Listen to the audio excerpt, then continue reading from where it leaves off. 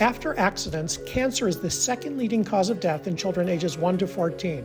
Acute leukemia tend to be really the most common type of cancer that we see in young kids. Dr. Robbie Hanna is chairman of oncology, hematology, and bone marrow transplant at Cleveland Clinic Children's. Many times family or even friends, when they hear that I take care of cancer, they kind of get sad.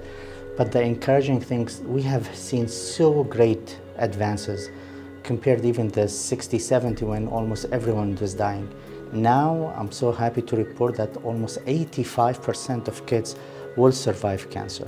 Symptoms can sometimes be hard to recognize and are often attributed to other things. Fever, sometimes tiredness, occasionally bleeding. You're doing very good. Really, it's very good. But what I always tell family, persistent of the symptoms beyond few days, you need to check with your primary care physician. The other type of cancer that always I want to mention, it is brain cancers or CNS, central nervous system. Those tend to present a little bit differently. They can be headache, persistent headache, or vomiting in the morning when they wake up, or if the headache wake you up at night. Those are symptoms you should seek medical attention. Back pain in kids to be also a concerning symptom that if you have a young, either toddler or even adolescent, they don't usually complain generally of back pain. If they do, you should also seek medical attention because that can be sometimes presenting symptoms of cancer. Treatments are more tailored to individual patients than in the past.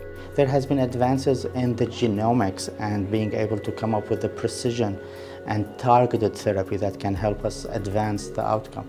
And research really has been very important and critical for us to advance that knowledge. But we are not there yet. 2/3 of children who survive have chronic health issues due to treatment.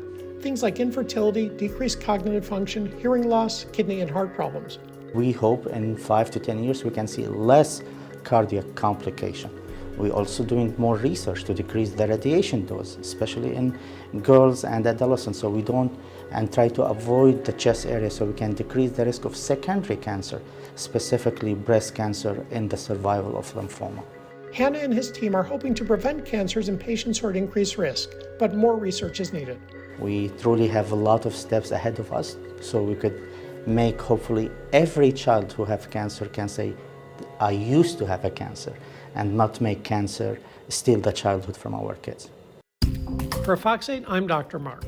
Dr. Marc is sponsored by the Cleveland Clinic.